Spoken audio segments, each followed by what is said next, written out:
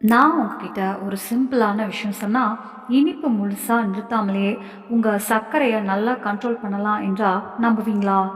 ரொட்டி சாப்பிடலாம், சாதமும் ஓகே. பழங்களும் சாப்பிடலாம். ஆனா, இதுக்கு ஒரு சின்ன விஷயம் மட்டும் கவனிச்சா போதும். 3 ஈஸியான ரூல்ஸ். அவை என்னன்னு தான் இப்ப சொல்லப் போறேன். இத புரிஞ்சுக்கிட்டா உங்க பிளட்ல இருக்கிற சர்க்கரை நீங்களே கண்ட்ரோல் பண்ண முடியும். சர்க்கரை இருந்தா என்ன சாப்பிடக்கூடாதுன்னு யோசிக்கிறத விட என்ன சாப்பிடணும், எப்படி சாப்பிடணும்னு தெரிஞ்சுக்கிறது தான் ரொம்ப முக்கியம். சர்க்கரை இருக்கு என்பதுக்காக சாப்பாடே கம்மியா வச்சு பயந்து சாப்பிட வேண்டாம். சரியான அளவுல, சரியான காம்பினேஷன்ல சாப்பிட்டா போதும். முதலாவது ரூல், என்ன சாப்பிட்றோம், எவ்வளவு சாப்பிட்றோம். இதுதான் மெயின். எந்த ஒரு தானியத்தையும் ரொம்ப நைஸா அரைச்சு, சுத்தி ரீஃபைன் பண்ணினா அது சீக்கிரமா ஜீரணமாகி உடனே சர்க்கரை ஏத்திடும். மைதா ரொம்ப நைஸா அரைச்ச ரவை மாதிரி உணவுகள் உடம்புக்குள்ள போனதும் உடனே பிளட்ல சர்க்கரையை உயர்த்திடும். இதுக்கு பதிலா முழு தானியங்கள் எடுத்துக்கிட்டா நல்லது. ஹோல் வீட் ஆட்டா, கோதுமை கஞ்சி, பார்லி, ஓட்ஸ் மாதிரி இதுல ஃபைபர் அதிகமா இருக்கும். அதனால ஜீரணம் மெதுவா நடக்கும். சர்க்கரையும் மெதுவா தான் பிளட்டுக்குள்ள போகும். இதனால சர்க்கரைய கண்ட்ரோல் பண்றது உடம்புக்கு ஈஸி ஆகிடும். டெய்லி லைஃப்ல பார்த்தா வீட்ல சப்பாத்தி போடுறீங்கன்னா முழு கோதுமை மாவை யூஸ் பண்ணுங்க. முடிஞ்சா ஆட்டாக்குள்ள கொஞ்சம் கோதுமை தோல் சேர்த்துக்கலாம். அதாவது கோதுமையை அரைக்கும் போது மேலே இருக்கிற தோல் அதுதான் ஃபைபர் அதிகமாக இருக்கும் பகுதி. இல்லைன்னா ராகி, கம்பு, பார்லி மாதிரி சிறுதானிய மாவையும் மிக்ஸ் பண்ணலாம். உப்மா ரவைக்கு பதிலாக உடைத்த கோதுமை ரவை ட்ரை பண்ணுங்க. சாதத்தை முழுசா கட் பண்ணணும்னு இல்லை, ஆனால் எப்படி சாப்பிட்றோன்னு கவனம் வேணும். சாதத்தை முன்னாடியே கொதிக்க வச்சு அந்த தண்ணியை வடிச்சிட்டு சாப்பிடலாம். இல்லைனா நல்ல குவாலிட்டி லாங் கிரெயின் பாசுமதி சாதம் எடுத்துக்கிட்டு அரை கப்பு முதல் 3/4 கப்பு வரைக்கும் மட்டும் போதும். அதுக்கு மேலே வேண்டாம். ரொம்ப ஒட்டிக்கிற தடினமான லோ குவாலிட்டி சாதம் சீக்கிரமாக சர்க்கரையை ஏற்றிடும். அதனால நீளமான பாஸ்மதி சாதம் பெட்டர். இன்னொரு முக்கியமான விஷயம், ஃபுட் காம்பினேஷன். சாதமோ சப்பாத்தியோ தனியாக சாப்பிடாம அதோடு சேர்த்து பருப்பு, கொண்டக்கடலை, ராஜ்மா பீன்ஸு, பன்னீர், முட்டை, சிக்கன், மீன் மாதிரி ப்ரோட்டீனும் சேர்த்து சாப்பிட்டா சர்க்கரை மெதுவாக தான் உடம்புக்குள்ளே உறிஞ்சும். அதே மாதிரி காய்கறி, சாலட் மாதிரி ஃபைபர் உள்ள உணவுகள் சேர்த்தா சர்க்கரை திடீர்னு ஏறுறது ரொம்ப குறையும். இதுக்கு மேலே ஒரு சின்ன டச் ஆட் பண்ணினா இன்னும் நல்லாயிருக்கும். சாப்பாட்டோட சேர்த்து ஒரு ஸ்பூன் ஹெல்த்தி ஃபேட் எடுத்துக்கிட்டா, அதாவது நாட்டு நெய், ஆலிவ் ஆயில் மாதிரி அல்லது வேர்க்கடலை, பாதாம், வால்நட் மாதிரி நட்ஸ் வகைகள் இதெல்லாம் சாப்பிட்டா சர்க்கரை உடம்புக்குள்ளே போகிற வேகம் இன்னும் மெதுவாகும். ஒரு சிம்பிள் ஐடியா மனசில் வச்சுக்கோங்க. உங்கள் தட்டில் பாதி பங்கு காய்கறிகளுக்காக இருக்கணும். உருளைக்கிழங்கு மாதிரி ஸ்டார்ச் அதிகமாக இருக்கிறது இல்லாமல் சுரக்காய், புடலங்காய், கோவக்காய், வெண்டைக்காய், கீரை, முட்டைக்கோஸ், சாலட், வெள்ளரிக்காய், கேரட் மாதிரி காய்கறிகள். அடுத்தது ஒரு 1/4 தட்டு புரோட்டீன், பருப்பு, கொண்டக்கடலை, ராஜ்மா பீன்ஸ், பன்னீர், டோஃப், முட்டை, சிக்கன், மீன். இதில் ஏதாவது ஒன்று. மீதி ஒரு 1/4 தட்டு கார்போஹைட்ரேட், அதாவது சாதம் இல்லைன்னா சப்பாத்தி. ரெண்டையும் ஒரே மீலில் சேர்த்து சாப்பிட வேண்டாம். ஒன்று மட்டும் போதும். இதோடு சேர்த்து கொஞ்சம் ஹெல்த்தி ஃபேட் இருந்தால் ரொம்ப நல்லது. இப்படியே தொடர்ந்து சாப்பிட்டீங்கன்னா மெதுவாக உங்கள் சர்க்கரை லெவல் ஸ்டேபிளாக ஆரம்பிக்கும். இன்னொரு முக்கியமான விஷயம், சர்க்கரையை சரியாக கவனித்து பார்ப்பது. இப்போது இருக்கிற காலத்தில் சிஜிஎம் மாதிரி கருவிகள் கிடைக்குது. அது இருந்தால் 24 மணி நேரமும் உங்கள் பிளட்டில் சர்க்கரை எப்படி இருக்குன்னு தெரியும். இல்லைன்னா வீட்டில் ஒரு குளுக்கோமீட்டர் வச்சு அடிக்கடி செக் பண்ணிக்கலாம். யூகமாக பண்ணுறதை விட சர்க்கரையை ட்ராக் பண்ணுறது ரொம்ப பெட்டர். உதாரணத்துக்கு ஒரு நாள் நீங்கள் 3/4 கப் சாதம் சாப்பிட்டு சர்க்கரை நார்மலாக இருந்துச்சுன்னா அது நல்ல விஷயம். அடுத்த நாள் அரை கப்பு சாப்பிட்டு பாருங்கள், இன்னும் நல்லா இருக்கு இல்லையா அப்படின்னு. இப்படி எல்லாத்தையும் எழுதி கொண்டு வந்தீங்கன்னா உங்கள் உடம்பு எந்த உணவுக்கு எவ்வளவு அளவில் எப்படி ரியாக்ட் பண்ணுதுன்னு உங்களுக்கே கிளியராக தெரியும். மொத்தமாக சொல்லணும்னா ரொம்ப ரீஃபைன் பண்ணின உணவுகளை குறைச்சி சரியான காம்பினேஷனில் சாப்பிடுங்க. அளவையும் கவனிங்க. சர்க்கரை இருந்தால் கெஸ் ஒர்க் வேண்டாம். தினமும் செக் பண்ணுங்க. 7 நாள் முன்னாடியும் சாப்பிட்ட பிறகும் எடுத்த ரீடிங்ஸை எழுதிட்டு பாருங்க. மெதுவாக போஸ்ட் மீல் நம்பர் சேவ் ரேஞ்சுக்குள்ள வர ஆரம்பிக்கும். இப்போ ரூல் நம்பர் 1 முடிஞ்சது. அடுத்தது ரூல் நம்பர் 2. தினமும் எவ்வளவு கார்போஹைட்ரேட் சாப்பிடலாம், எப்போ சாப்பிடலாம் அப்படின்னு ஒரு ஈஸியான ஃப்ரேம் ஒர்க். இங்கே முக்கியமாக புரிஞ்சுக்க வேண்டிய விஷயம் என்னென்னா, சப்பாத்தியும் சாதமும் நாம் நிறுத்த போகிறதில்ல.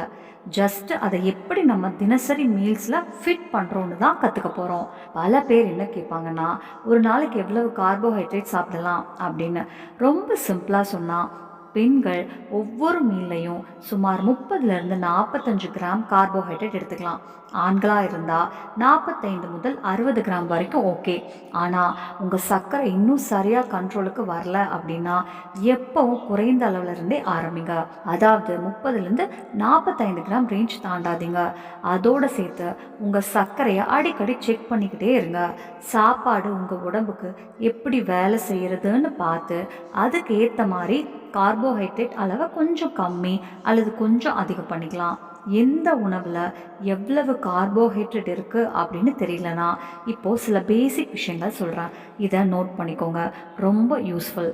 ஒரு மீடியம் சைஸ் சப்பாத்தியில் சுமார் 15லேருந்து 18 கிராம் கார்போஹைட்ரேட் இருக்கும். அதனால் ஒரு மீல்ஸ் 30லேருந்து 45 கிராம் கார்போஹைட்ரேட் பட்ஜெட் இருந்தால் 2 சப்பாத்தி கொஞ்சம் காய்கறி ப்ளஸ் ப்ரோட்டீன் எடுத்துக்கலாம்.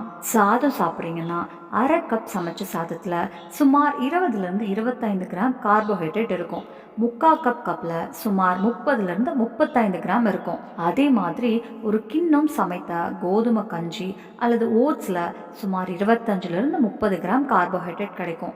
இன்னொரு முக்கியமான ரோல், ஒரே டைமில் ஒரே வகை கார்போஹைட்ரேட் மட்டும் சாப்பிடுங்க. சப்பாத்தியும் சாதமும் அல்லது சாதமும் அவளும் ஒரே மீலில் சேர்த்து சாப்பிட்டா சர்க்கரை சீக்கிரமாக ஏற வாய்ப்பு அதிகம். அதனால் ஒவ்வொரு மீல்லையும் ஏதாவது ஒன்று மட்டும், சப்பாத்தி அல்லது சாதம் அல்லது அவல், எல்லாத்தையும் மிக்ஸ் பண்ண வேண்டாம். அதோடு சேர்த்து காய்கறியும் புரோட்டீனும் மறக்காதீங்க. இப்போது பழங்கள் பற்றி. சர்க்கரை இருந்தால் பழங்களை தனியாக சாப்பிட்றத தவிர்க்கணும். மீல்ஸோட சேர்த்தே சாப்பிடணும். சாப்பாட்டோட சேர்த்து அல்லது உடனே அப்புறம் பழம் எடுத்துக்கிட்டா அந்த மீலில் சாதம் அல்லது சப்பாத்தி அளவை கொஞ்சம் குறைச்சிக்கோங்க. அப்போ தான் பேலன்ஸ் இருக்கும். ஜூஸு ஷேக் எல்லாம் வேண்டாம், முழு பழமாக சாப்பிடுங்க.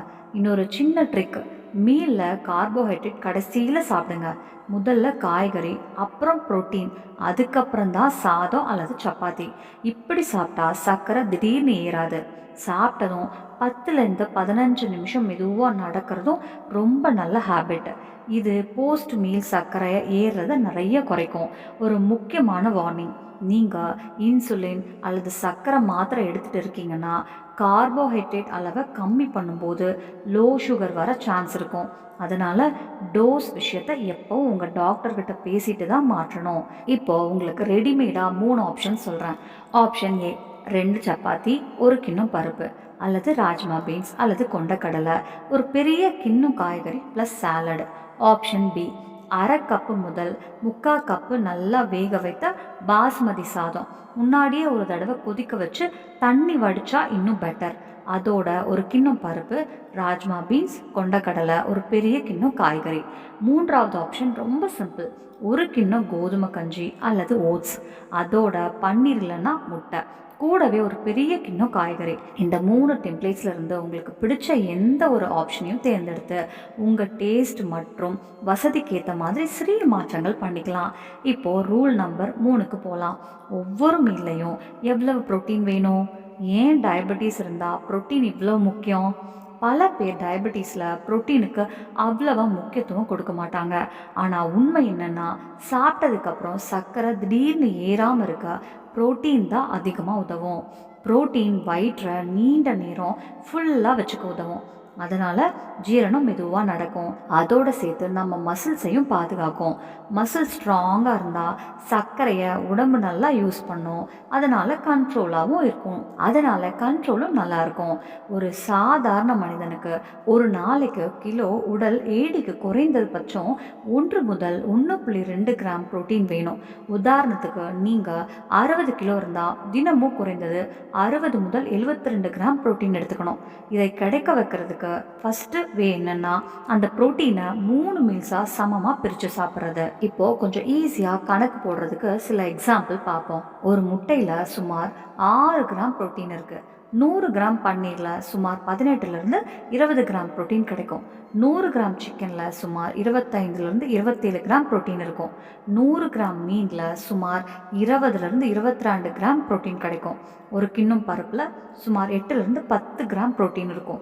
ராஜ்மா பீன்ஸ் அல்லது கொண்டக்கடலை ஒரு கிண்ணம்னா சுமார் 10லேருந்து 12 கிராம் புரோட்டீன் கிடைக்கும். இதெல்லாம் பார்த்தாலே ஒரு நாளைக்கு நீங்கள் எவ்வளோ புரோட்டீன் எடுத்துக்கிறீங்கன்னு ஒரு நல்ல ஐடியா உங்களுக்கே வரும். அதுக்கு மேலே தேவையாக இருந்தால் எங்கேருந்து ஆட் பண்ணலான்னு நீங்களே முடிவு பண்ணிக்கலாம். இந்த வீடியோ உங்களுக்கு யூஸ்ஃபுல்லாக இருந்துச்சுன்னா சந்தோஷம். ரொம்ப காம்ப்ளெக்ஸான விஷயங்களையும் ஈஸியாக புரிகிற மாதிரி சொல்லணும்னு தான் முயற்சி பண்ணேன்.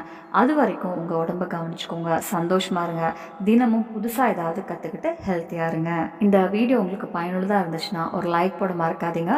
இதே மாதிரி சிம்பிளாக ப்ராக்டிக்கலாக ஹெல்த் விஷயங்கள் தொடர்ந்து தெரிஞ்சுக்கணுன்னா டெய்லி ஆன் சேனலை சப்ஸ்கிரைப் பண்ணுங்கள். உங்கள் ஃப்ரெண்ட்ஸ் அண்ட் ஃபேமிலிக்கிட்டையும் இந்த வீடியோவை ஷேர் பண்ணுங்கள்.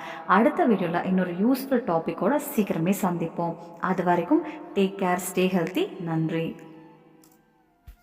நம்ம சேனல்ல பிடிச்சிருச்சுன்னா லைக் பண்ணுங்க, ஷேர் பண்ணுங்க, சப்ஸ்கிரைப் பண்ணுங்க. நன்றி.